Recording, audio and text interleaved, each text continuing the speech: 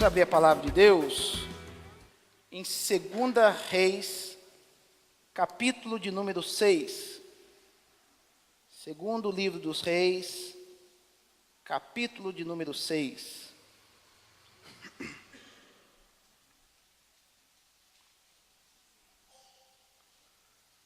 Segunda Reis, capítulo 6, eu quero trazer uma mensagem cujo tema é expandindo na vontade de Deus. Expandindo na vontade de Deus. Capítulo 6 de 2 Reis. Diz assim a palavra de Deus. Disseram os discípulos dos profetas a Eliseu: eis que o lugar em que habitamos contigo é estreito demais para nós. Vamos, pois, até o Jordão, tomemos de lá cada um de nós uma viga, e construamos um lugar em que habitemos. Respondeu ele: ide. Disse um: serve-te de ires com os teus servos. Ele tornou a dizer: eu irei. E foi com eles. Chegados ao Jordão, cortaram madeira. Sucedeu que, enquanto um deles derrubava um tronco, o machado caiu na água. E ele disse: ai, meu senhor, porque era emprestado. Perguntou o homem de Deus: onde caiu? Mostrou-lhe ele o lugar. Então Eliseu cortou um pau e lançou ali e fez flutuar o ferro. E disse: levanta-o. Estendeu ele a mão e o tomou. Feche seus olhos, por favor. Pai, em nome de Jesus, nós clamamos a Ti. E na autoridade que o Senhor nos confere como filhos de Deus, Pai, nesse momento nós queremos repreender todo o mal. Nós queremos repreender toda distração, nós queremos repreender todo espírito contrário, toda barreira, toda fortaleza que se levanta contra o conhecimento de Cristo, meu Pai. Em nome de Jesus, nós clamamos para que haja um espírito de revelação aqui nesse momento, que o Senhor venha nos dar graça e venha me dar, meu Pai, sabedoria, venha me dar, Senhor, destreza para poder ministrar aquilo que o Senhor plantou no meu coração. Tu sabes que de mim mesmo, meu Pai, eu não tenho nada para oferecer para esse povo, meu Pai. Mas através da Tua palavra, através do Teu Espírito, eu sei, meu Pai, que os corações podem ser transformados. Pai, abençoa, nos ajuda nesse momento. É que eu te peço em nome de Jesus. Amém. Gente, pensa num cara da hora, é esse tal de Eliseu.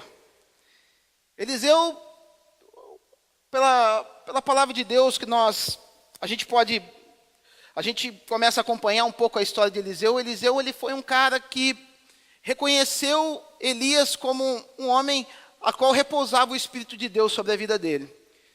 Uma coisa que eu acho legal sobre Eliseu, cujo nome traduzido para nós quer dizer Deus é Salvador. Uma coisa que eu acho legal na vida de Eliseu é que quando ele identificou o seu ministério, identificou que em Elias existia um Espírito poderoso, ele foi um cara que olhou e falou: eu quero o que tem na vida daquele homem. Porque, gente, o cara poder admitir isso, ele tem que ser humilde. Porque hoje em dia a gente vê pessoas se sobressaindo, a gente vê pessoas rompendo em fé, as pessoas rompendo nos seus ministérios, rompendo na área profissional, na área financeira. E geralmente o que acontece? Vem um espírito de inveja, a pessoa começa a colocar defeito naquilo que vem do outro. Mas Eliseu não, pelo fato dele ser um cara humilde, ele falou: não, eu reconheço naquele homem que ali tem o Espírito de Deus, e eu quero o que tem na vida dele. E não foi uma inveja, foi uma admiração, foi uma honra, foi saber que ali repousava o Espírito de Deus, e Eliseu colou naquele cara.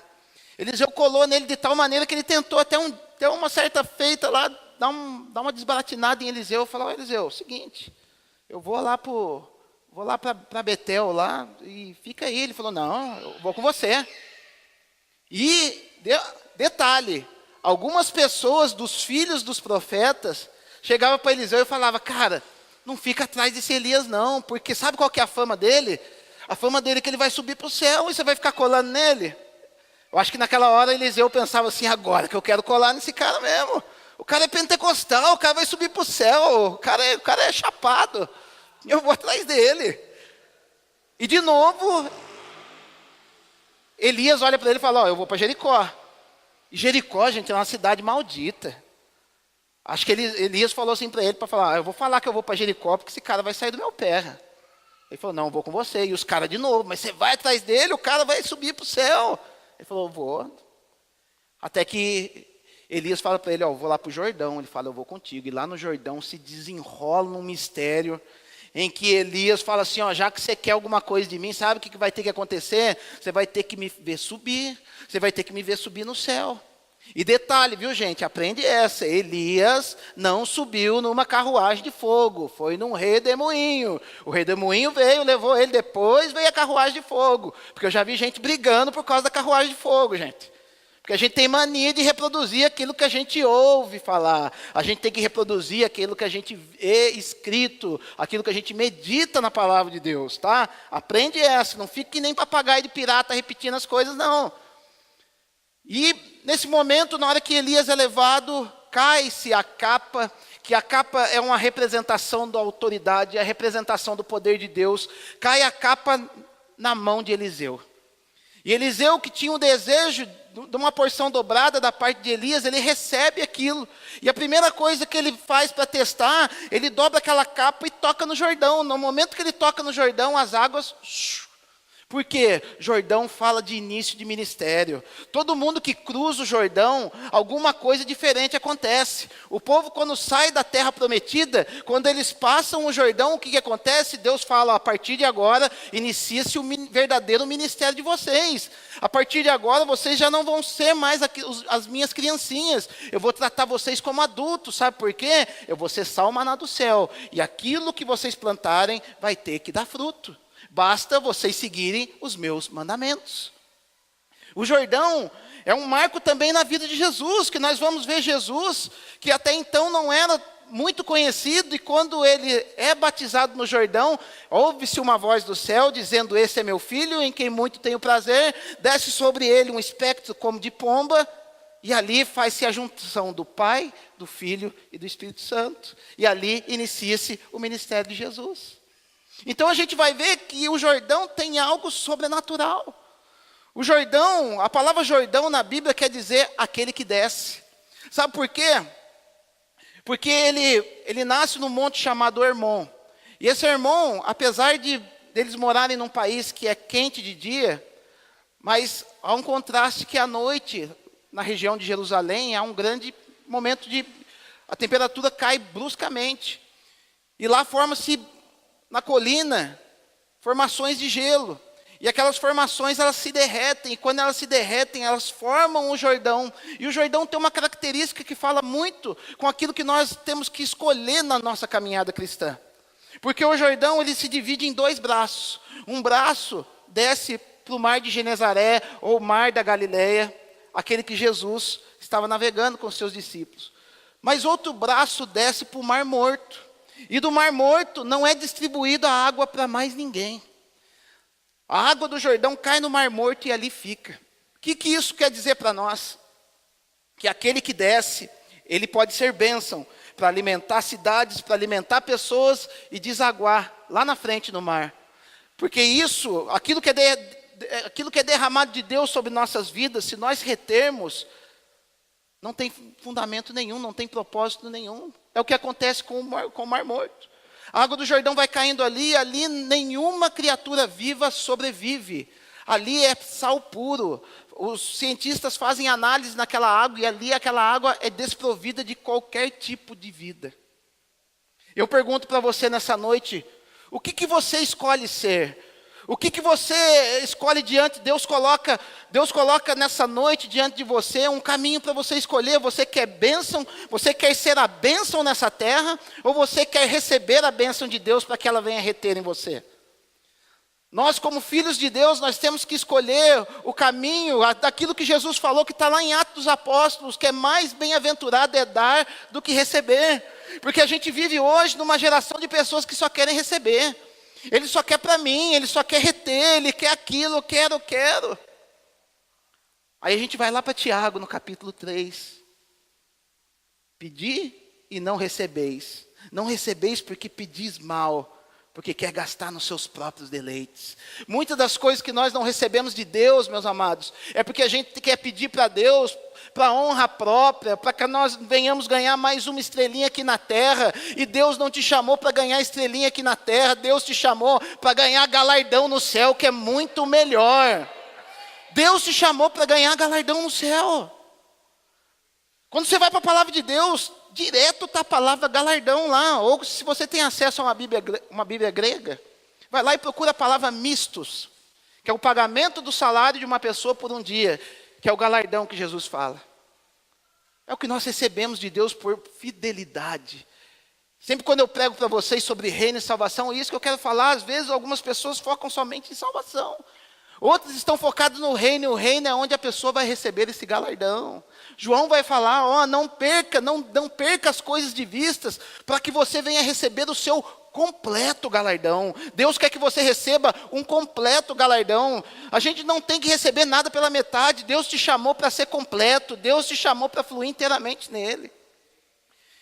E Eliseu, quando toma o ministério para si, ele dá continuidade no legado de Elias. Eu acho muito bonito em pessoas que dão continuidade no legado de pessoas que não foram elas, no legado de algumas pessoas que fundaram alguma coisa. Para a gente poder dar legado, para a gente continuar o legado de algumas pessoas que fundaram algo, também tem que denotar a humildade do nosso coração. Porque parece que a gente quer fazer, mas a gente quer deixar a nossa assinatura, né?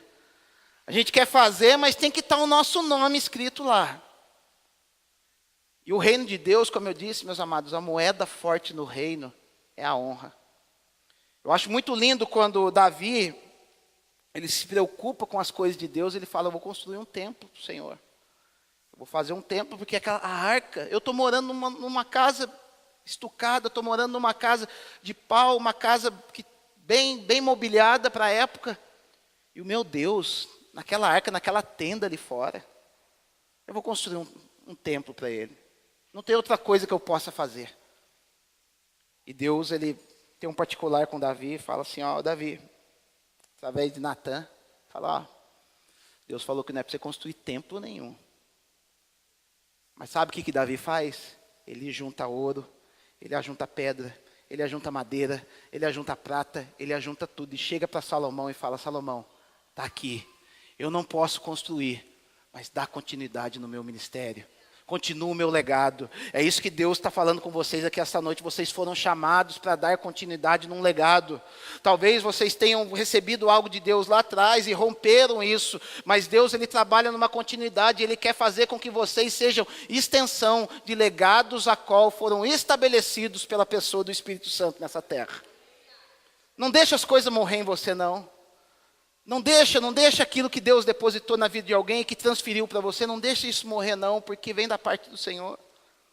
E Eliseu, ele dá continuidade nessa escola de profetas, que é uma escola que foi formada lá por Samuel, lá atrás. Samuel entendeu a necessidade do profeta na terra. Hoje em dia, meus amados, infelizmente deturparam a figura do profeta. Por causa dos falsos profetas que se levantaram. E isso não vem de hoje, gente. Falsos profetas vêm se levantando desde lá de trás. A gente vê na Bíblia, se eu não me engano, em Juízes, vai falar de um profeta velho. Um homem que exerceu um ministério da maneira correta diante de Deus, mas na hora que ele sai de cena, na hora que Deus decreta a sua aposentadoria, ele vai lá querer destruir o ministério do outro. Falso profeta. Infelizmente, meus amados, nós temos que conviver com essa praga que se chama falso profeta. Mas não é porque existe algo falso que nós vamos deixar de crer no verdadeiro, meus amados. Ainda existe profeta nessa terra, a gente vai ver na palavra de Deus que os profetas foram levantados para quê? Para superar as maiores crises que existiram na terra. Todas as vezes que se instalava uma crise, quem que eles iam procurar? Eu vou procurar o profeta, por quê? Porque o profeta, ele entende o mover de Deus. O profeta, ele consegue olhar para as estrelas e ele consegue enxergar Deus ali. E detalhe, coisa mais maravilhosa, uma notícia mais maravilhosa para você nessa noite. Você não precisa ser belezinha, você não precisa ser o maior dos escolhidos. Você tem direito, a partir da cruz você tem direito, você pode buscar ser profeta na presença do Senhor. Você usa a sua boca para profetizar na presença do Senhor, a sua boca é a boca de Deus aqui na terra. É lógico que para alguns Deus vai revelar algumas coisas mais específicas, mas tudo vai passar pela boca do profeta. Miqueias 3:7 vai dizer, porque Deus não fará coisa alguma sem antes falar para os seus servos, os profetas. Então, meus amados, nós temos que crer no profético.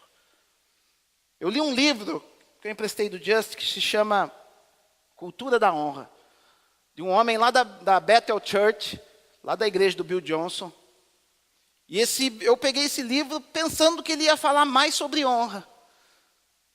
E me abriu muito o entendimento esse livro que eu comecei a ler. Porque nesse livro ele começa a mostrar que, e era um erro até que nós estávamos cometendo como igreja.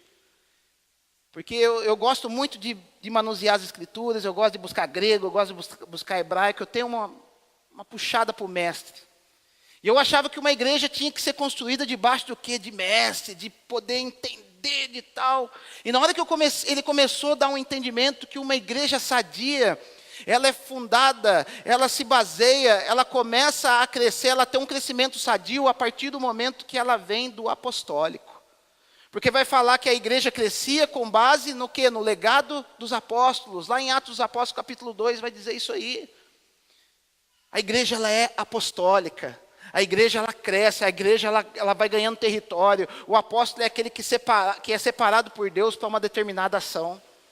Mas ele vai dizer que depois do apóstolo, a igreja, ela tem que ser o quê? Baseada no profético. Você vai lá em Coríntios, Paulo vai dizer assim, porque os dons da igreja, primeiro vem os dons administrativos da igreja, ele vai falar primeiro apóstolos, depois profetas, depois mestres. Aí o que eu fiz? Falei, ai Senhor, ai de mim que eu vou perecendo. E eu fui buscar Deus, falei, Senhor, o Senhor me dá uma igreja para a gente fundar.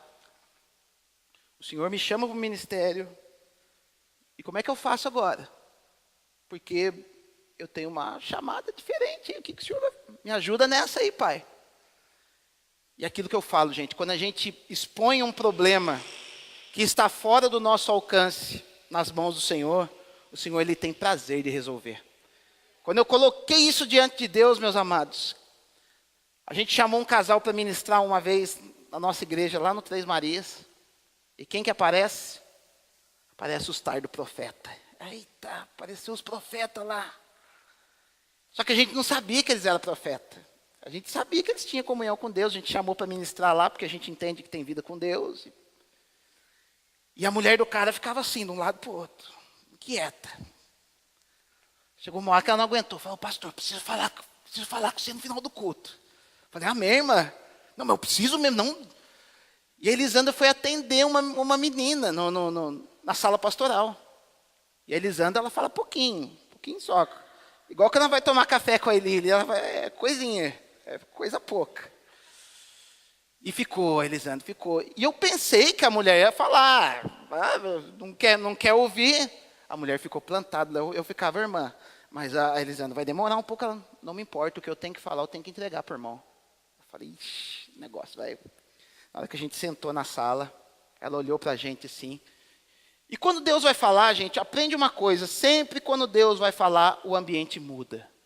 O ambiente, ele se transforma, a atmosfera, ela fica diferente. Por isso que a gente tem que ter o dom de discernimento de espírito. E eu senti que a atmosfera estava diferente. Ela olhou para a minha cara e olhou para a cara da Elisandra. Ela falou, eu não sei o que está acontecendo. Eu já ouvi essa palavra já 3 vezes. A primeira coisa que eu tenho que falar para vocês, as águas estão subindo. Opa, eita. As águas estão subindo. Foi a primeira vez que eu ouvi essa frase em 2 meses que a gente está nesse processo. E ela olhou e falou assim para a gente, a partir de hoje, Deus está dando uma unção apostólica para você e para o seu marido. E a gente começou a entender que a gente começou a fluir em algo diferente, mas ainda não tinha o profético. E no dia que o pastor Cláudio ele veio aqui, uma pessoa veio e nos procurou e já falou assim, Deus está dando o dom de profecia para vocês. Eu falei, amém, eu guardei no meu coração. Porque, gente, quando a gente recebe uma profecia, aprende isso. Não sai tomando decisão com base em profecia, não. Profecia não foi instituída por Deus para você tomar decisão a partir dela. Profecia foi instituída por Deus para edificar, consolar e exortar. Mas você guarda aquilo no coração. Faz igual Maria. Maria, no dia que alguém falou para ela assim, ó, você vai ser mãe do menino Jesus, vai falar que Maria guardou aquilo no coração. Guarda lá. Mas na hora que terminou o culto, o pastor nos procurou e falou, ó, está vindo um profético para cima de vocês. E a gente tem entendido, a gente tem percebido que isso tem acontecido, e isso nos dá uma segurança agora para a gente poder caminhar como igreja. E Eliseu, ele fluiu nisso, e a gente percebe que o ministério de Eliseu, como uma extensão do ministério de Elias, vai dizer assim, se você estudar a palavra detalhadamente, vai falar que Elias, ele fez 7 milagres, Eliseu, ele fez 14, contando o último que ele fez morto, o homem que tocou nos seus ossos, ele reviveu. E ele, como tinha aquela escola de profetas, agora a gente entra um pouco no texto, ele tinha essa escola de profetas, que ele ensinava os meninos a se mover no profético, porque quando, eu estava vendo um vídeo hoje na internet, faz 1 ano que a gente fez a nossa conferência do Espírito Santo, em que a gente ligou a chavinha para a gente fluir no Espírito. E porque a gente tem que ser sábio, tá, gente? Muitas pessoas vieram para a nossa igreja, num contexto que não tinha isso. E Deus, ele trabalhou comigo, falando assim, agora não é hora de apresentar isso. E passado 3 meses, Deus falou, agora ensina isso para o povo. Sabe por quê? Porque se mover no profético, meus amados, é ensinável, é praticável. Deus, ele dá uma sementinha para você e você vai cultivando aquela semente. Ele dá um pouco para ver se você é fiel no pouco, para que ele possa te colocar no muito.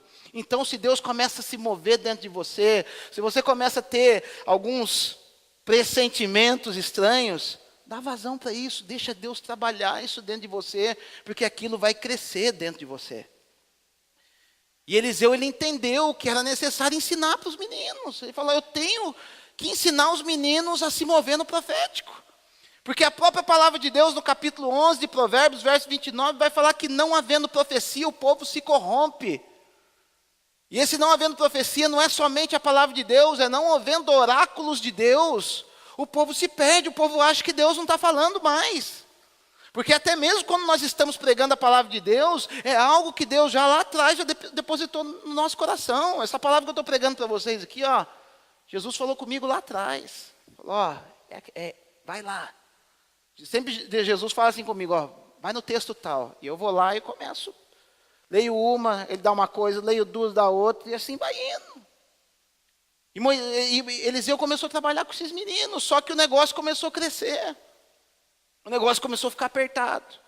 E os meninos chegaram para ele e falaram assim, ó, o lugar que a gente está convivendo está apertado, está dificultoso. A palavra no hebraico aqui vai dizer que era um lugar que estava começando a gerar lutas. Era um lugar que já não estava mais confortável. E a gente sempre, o ser humano sempre vai buscar o quê? O seu conforto. Não é errado nisso, o ruim é a gente ser dependente de uma vida confortável. Mas não é pecado nenhum você buscar conforto para si. Senão todo mundo aqui vai vender carro, vai começar a vir na igreja a pé. E ele falou, aqui é estreito, vamos ampliar esse lugar. Vamos, pois, aonde? Ao Jordão. Porque para a gente poder expandir o nosso ministério, para você poder expandir a sua vida profissional, para você poder se expandir como família, você vai ter que procurar aquele que desce. Você vai ter que procurar aquele que desce. A gente tem que parar, meus amados, de querermos nos exaltar. A gente tem que procurar aqueles que descem. Aqueles que sabem se submeter, aqueles que sabem se colocar abaixo, aqueles que sabem se colocar em função do próximo, porque para você se colocar em função do próximo, você tem que descer. É esse o grande erro hoje nas igrejas, porque os pastores eles vêm buscando o glamour da igreja. Eu vou lá subir no púlpito lá e vou ficar famoso. E não é para isso que Deus nos constituiu, não é para isso que Deus chamou todos vocês, porque todos vocês foram chamados para um propósito, que é anunciar o reino de Deus, que é viver Jesus nessa terra. Isso pode ter algum glamour? Pode, mas nós não podemos ficar focando somente no glamour que vai ter nisso, nós temos que focar que nós somos ferramentas para sermos usados por Deus. Então eles vão para aquele que desce, eles vão para o Jordão. E lá no Jordão, o que acontece? Começa um diálogo. Lá, vamos até o Jordão, tomemos de lá cada um de nós uma viga e construamos um lugar em que habitemos. O que a gente começa a ver nesse texto? Que todas as vezes que nós queremos ampliar, todas as vezes que nós queremos crescer, todas as vezes que nós queremos implantar um projeto, nós temos que fazer um planejamento. O que falta hoje em muitas famílias, o que falta hoje em muitas pessoas é o fato de fazer planejamento. Você tem planejado a sua vida, ainda que seja a sua vida espiritual? Você tem estabelecido metas na sua vida, naquilo que você está buscando para você poder crescer? Porque, gente, mover no espírito é bom, mas não é porque a gente se move no espírito que a gente tem que ser desorganizado, que a gente tem que fazer as coisas de qualquer jeito, que a gente não tem que ter planejamento nenhum. Nós temos que ter planejamento. E eles colocaram nisso aí planejamento, se cada um aqui pegar uma viga, nós vamos fazer uma casa maior.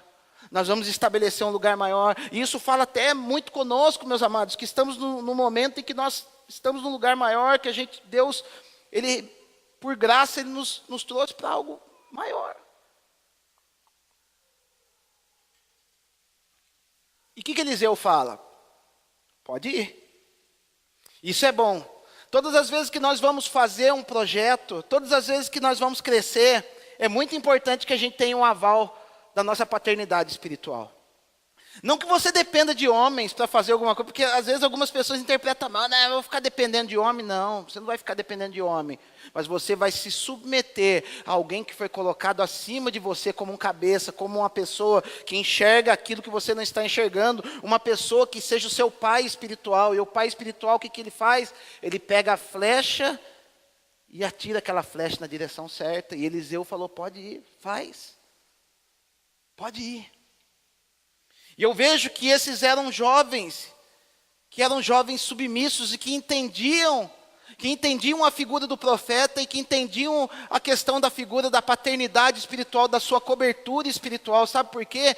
Eles não se conformam com isso.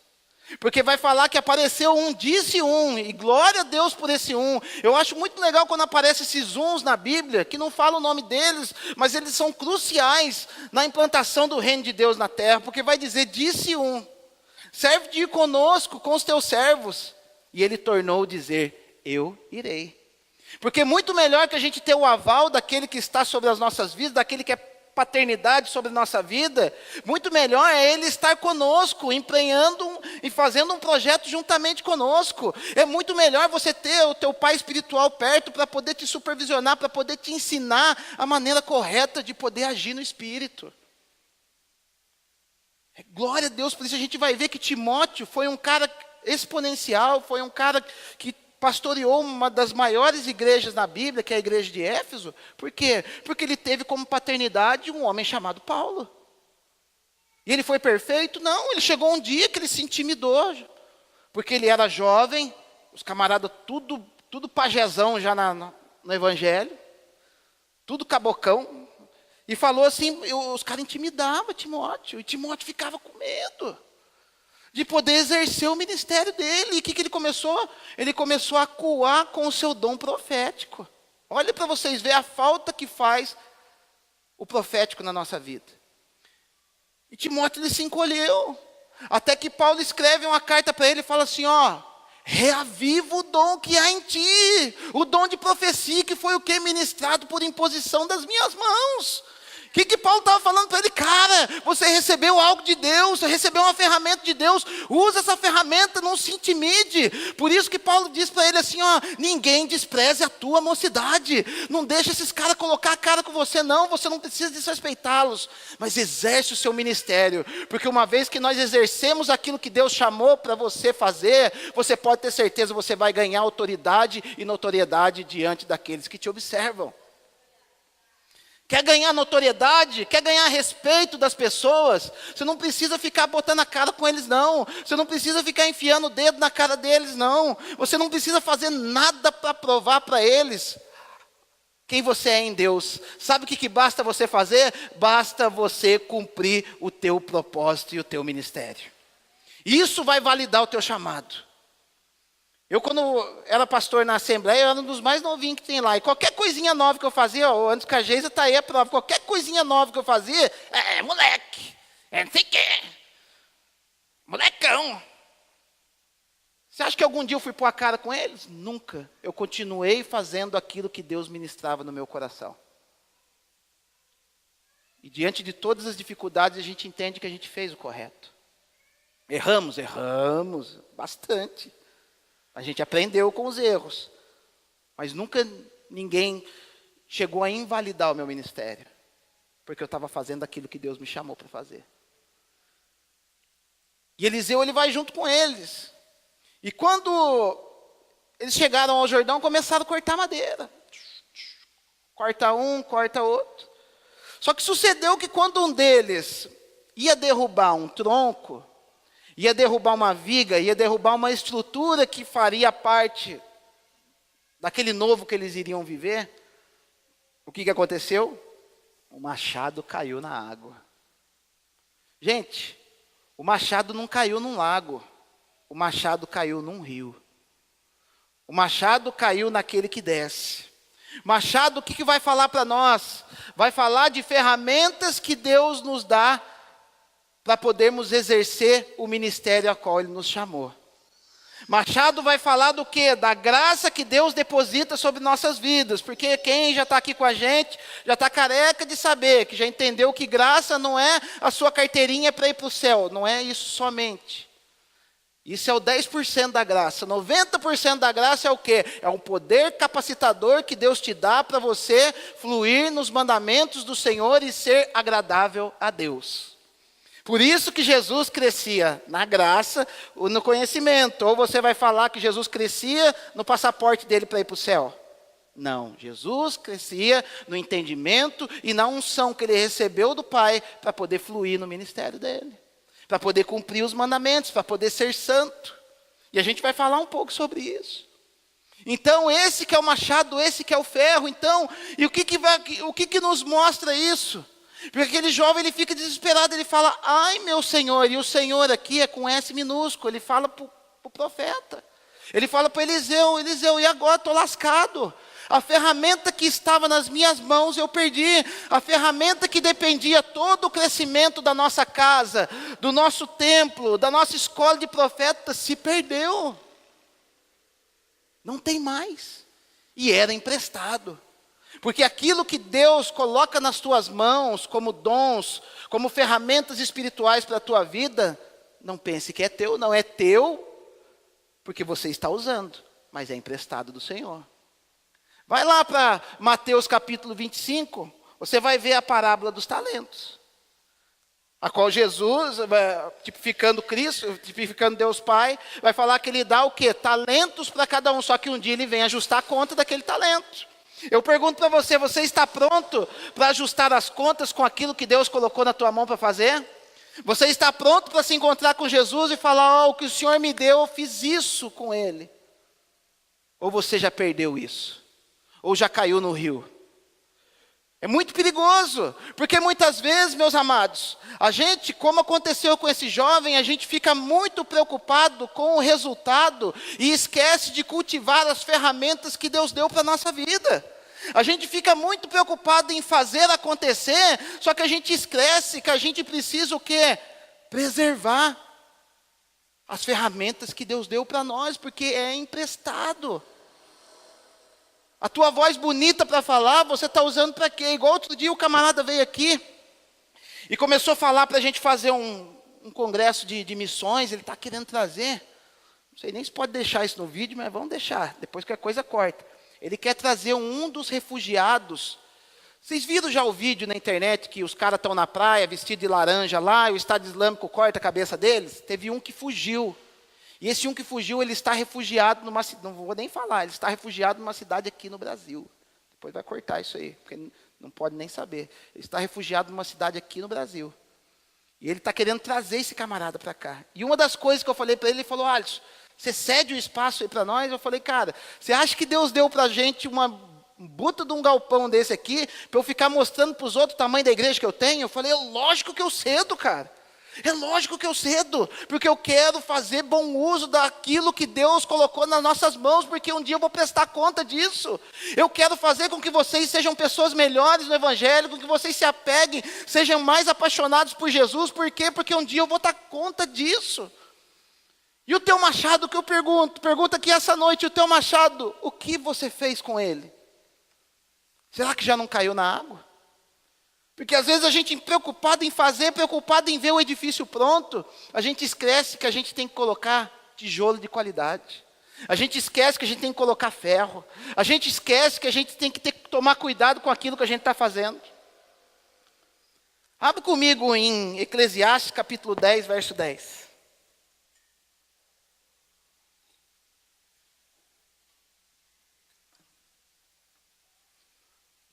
Esse versículo fala muito no meu coração. Olha o que está escrito. Se o ferro está embotado, ferro aqui é machado, tá, gente? É ferramenta para uso pesado. Se o ferro está embotado e não se lhe afia o corte, é preciso redobrar a força. Mas a sabedoria resolve com bom êxito. Gente, a gente tem que afiar o nosso machado.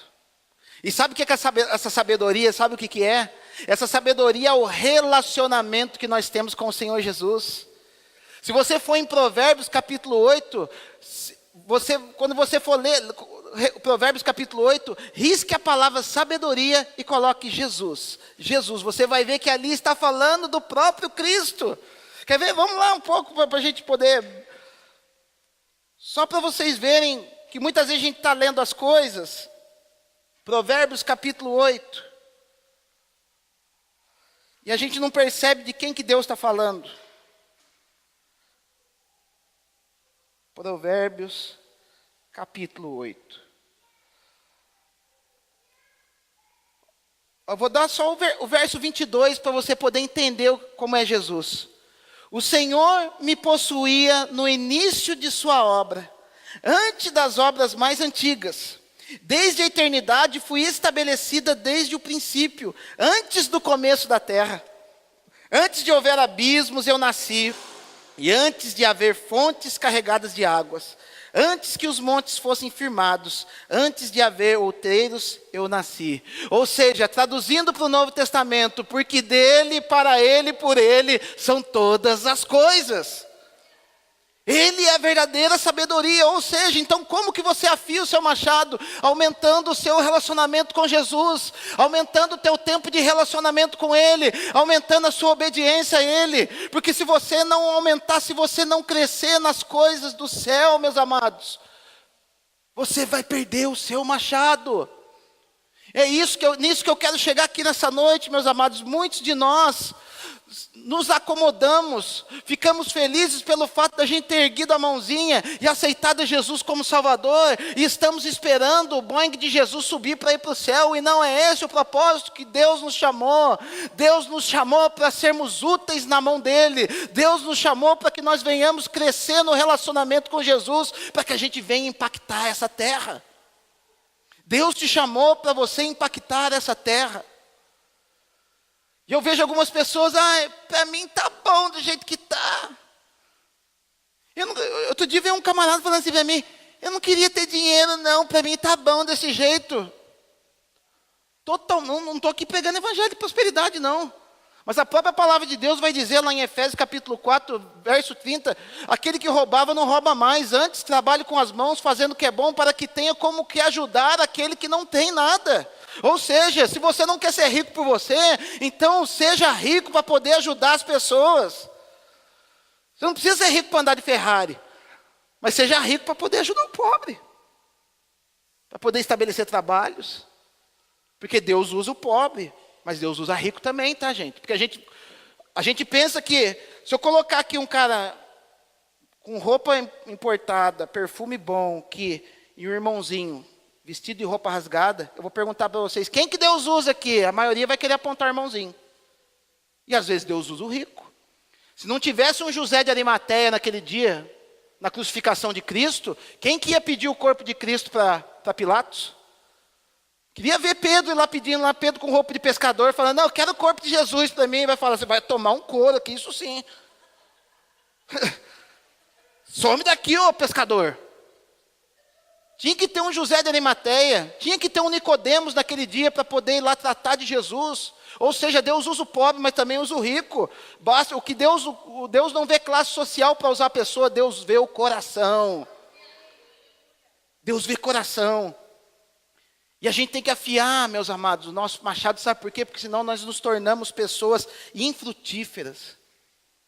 E a gente não pode se acomodar com uma vida infrutífera. Sempre, igual semana passada que eu fiquei pegando no pé de vocês, falei, gente, vamos sair dessa vidinha de que vim no culto no dominguinho só, e aí eu vou no domingo, cara, e na terça eu vou na célula. Nossa, como eu sou espiritual. Nossa, espiritual pra caramba. Tá arrebentando. Tá colocando a mão nos outros, tá acontecendo alguma coisa? Tá vendo milagre?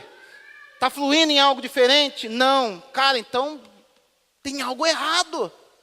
1 João 2:6 vai dizer, se alguém diz estar nele, deve andar como ele andou. Agora eu pergunto, você está andando como Jesus andou? Muitas vezes a gente está infrutífero e a gente não está reconhecendo isso. A gente acha porque a gente gasta 10 minutinhos de oração e vem no culto no domingo e vai numa célula na terça, a gente acha que está tudo certo. Deus quer mais de você, meus amados. Se a gente for para Ezequiel 47, vai mostrar um rio em que o homem falava assim para Ezequiel, vem. E vai falar que quando aquele homem andou 1000 côvados, a sua água batia sobre o calcanhar. E andou mais 1000 côvados e a água batia nos joelhos. Andou mais 1000 e batia nos lombos. E andou mais 1000 e vai falar que naqueles 1000 já não tinha mais como ele andar, porque eram águas que só podiam ser atravessadas a nado. Ou seja, aquele homem já não tinha mais controle, ele já não punha mais o pé no chão, ele ia onde o rio conduzia ele. É isso, é onde Deus quer te levar. Ele quer te levar onde você já não tenha mais controle da sua situação. Ele quer te levar aonde o Espírito te conduzir. Aonde o Espírito te conduz é onde Ele quer te levar. Porque hoje a gente quer ter segurança, né? A gente, não, vou fazer.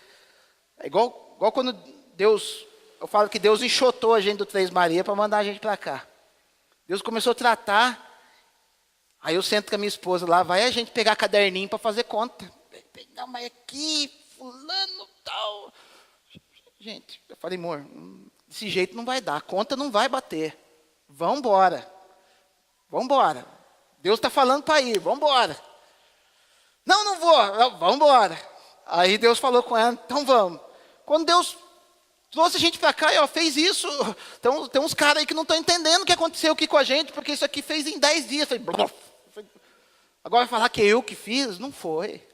Não foi eu que fiz, não foi Elisandro, não foi ninguém. Foi o Senhor que fez utilizando ferramentas que são vocês. É isso, é ter o prazer de ser usado por Deus, é não ser infrutífero. Só que a gente não pode estacionar, chegamos no templo, já pintamos. Não, gente, tem mais desafios pela frente. Tem mais desafios espirituais, não só com relação ao templo, com relação ao local, mas tem desafios espirituais que Deus quer te levar. Eu fico muito feliz quando eu posso, que nem quarta-feira eu pude colocar o Alexandre aqui, porque a gente pegou, ele não falava nada. Colocou aqui, ministrou a palavra de Deus. A gente vê pessoas sendo desenvolvidas aqui que já pegam no microfone e falam, o negócio acontece. Coisa que não acontecia lá atrás, porque a pessoa está crescendo. A pessoa se colocou, são justamente pessoas que chegam para mim e falam, pastor, vamos sentar tomar um café que eu vou me expor para você. Se chama paternidade. E a gente senta junto para tomar café, a gente senta ali na Dona Bela ou qualquer outro lugar e a gente troca uma ideia. E o cara fala, eu estou com dificuldade, pequei nisso, fiz isso. Fala, amém, vamos alinhar. Porque em qualquer outro lugar, não, pecou? Não, vai tomar mais ceia semana que vem, não. Isso aí não é cura, isso é castigo. A gente está aqui para curar, a gente está aqui para exercer paternidade, a gente está aqui para fazer vocês crescerem. Mas não basta somente a minha boa vontade, tem que ter o quê? Uma disposição de vocês de estar buscando a Deus. Olha aqui que vai estar escrito aqui, vamos para 2 Pedro. Para você ver o processo de crescimento, o processo de afiar machado. 2 Pedro.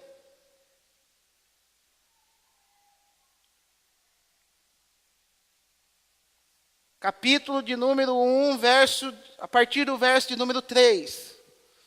2 Pedro 1, 3.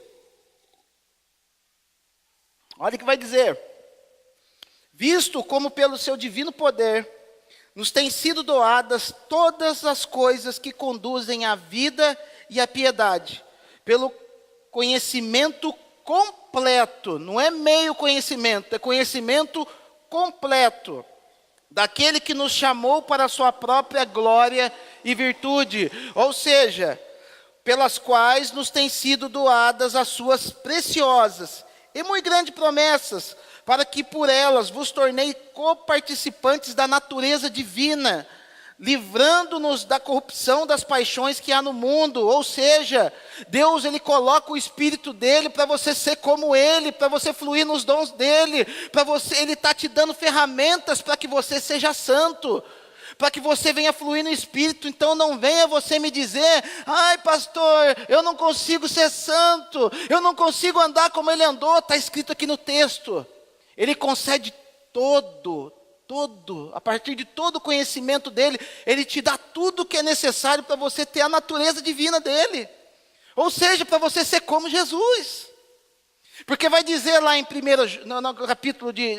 no Evangelho de João, capítulo 1, verso 16, porque a todos concedeu da plenitude do seu Espírito, e graça sobre graça.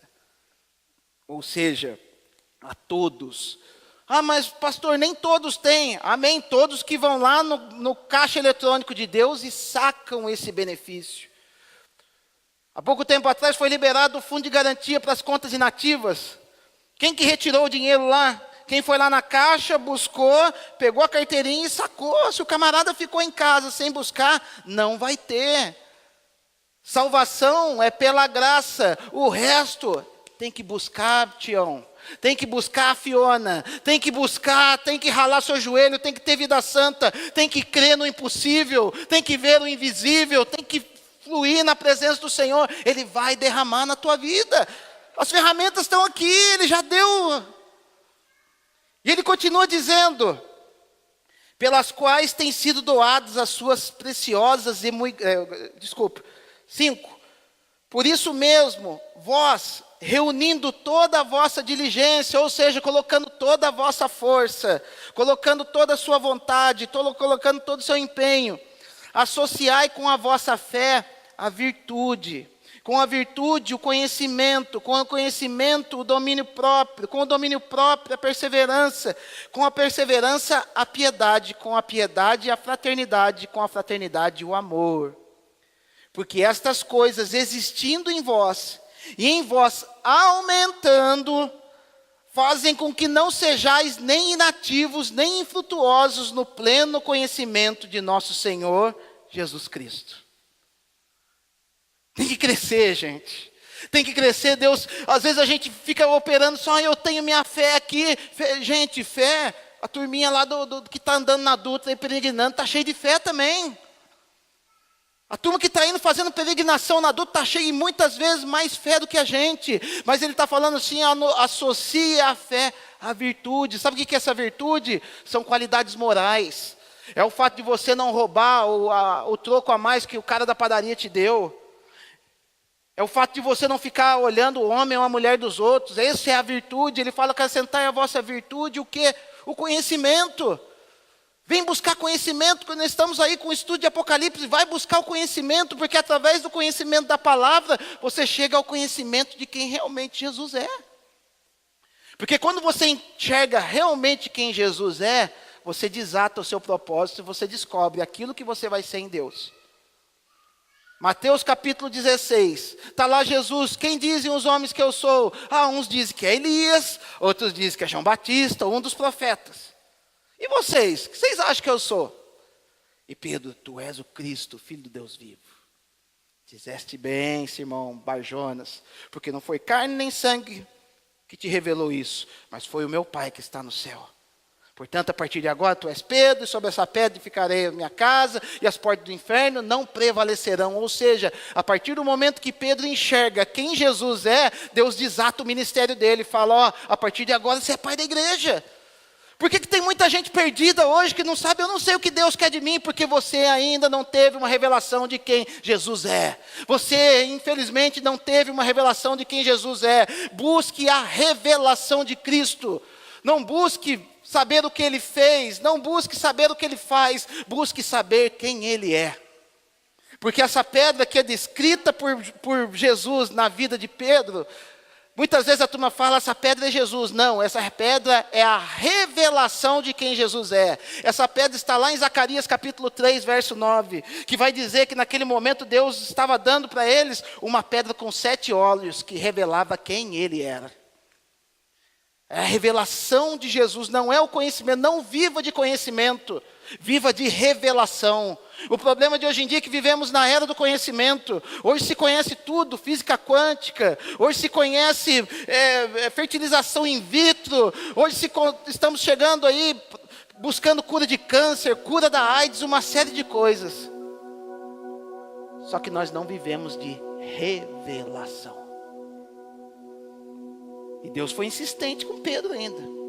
Apareceu Jesus lá no Monte da Transfiguração, lá, vai dizer lá em Lucas, que Moisés e Elias falavam para Jesus o que iria de suceder. E o Pedrão lá preocupado em fazer tenda para Jesus. E Deus ainda fala assim para ele, esse é meu filho, ouve ele para você ter revelação dele. E pelo fato de ele não ter tido a revelação de quem Jesus era, ele pecou, ele caiu. Sabe quando que ele vai ter a revelação de quem Jesus era? Lá no capítulo 21 de João, onde ele se encontra com Jesus na praia e Jesus fala, cara, eu sou aquele que você traiu, mas eu te amo, cara. Eu te amo. Cuida das minhas ovelhas, é para isso que eu te chamei, cara. Eu não te chamei para fazer tenda, eu não te chamei para abrir igreja, eu não te chamei para fazer nada, eu te chamei para cuidar das minhas ovelhas. Mas enfim, gente, a gente tem que ter o conhecimento, do conhecimento ele vai falar, a partir do momento que você tem conhecimento, você tem que ter o quê? Domínio próprio. Porque eu vejo muitas pessoas que até têm conhecimento, mas o cara não consegue se dominar. E conhecimento, ele vai falar do domínio próprio você tem que ter perseverança, ou seja, você tem que ser duro na queda. As coisas não vêm assim fácil. Quando a gente vai buscar Deus, não é do dia para a noite, pastor, eu parei porque eu clamei, mas Deus não me mandou. Outro dia lá na outra igreja, lá veio um rapazinho, eu falei para ele, cara, você tem que busca o Espírito Santo, busca ser revestido da glória dele, busca o revestimento de poder, Deus vai dar dons para você. Passou 3 semanas, ele veio, pastor, eu vou embora da igreja, porque eu não estou acostumado com esse negócio de Espírito Santo, eu estou buscando, não estou conseguindo, um pouquinho assim. Falei, filho, é busca, é desejo, buscar-me-eis e me achareis, quando me buscar de todo o coração. Pastor, meu filho desistiu, voltou para trás, desistiu, perdeu o melhor da festa. Faltou perseverança, falta perseverança na gente hoje. Deus quer nos levar para um caminho de perseverança. E depois da perseverança ele fala, busca a perseverança, depois disso você vai buscar o quê? A piedade, uma vida santa. Depois dessa vida santa, um amor fraternal, ou seja, eu tenho que amar o meu próximo. E depois do amor fraternal, o amor de Deus.